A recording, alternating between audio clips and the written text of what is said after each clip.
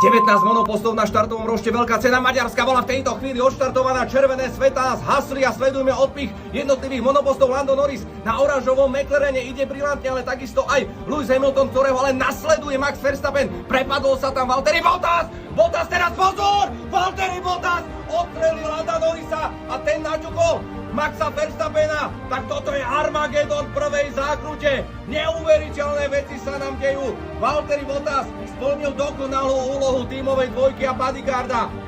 Lewisa Hamiltona, pozrite sa na ten poškodený Red Bull. Maxa Verstappena, Sergio Perez je takisto poli hlboko porazených.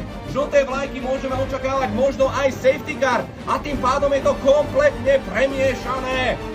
Neuveriteľný moment, o ktorý sa nám postaral Valtteri Bottas, ktorý podľa všetkého nedobrzdil na intermediálkach do prvej zákruty.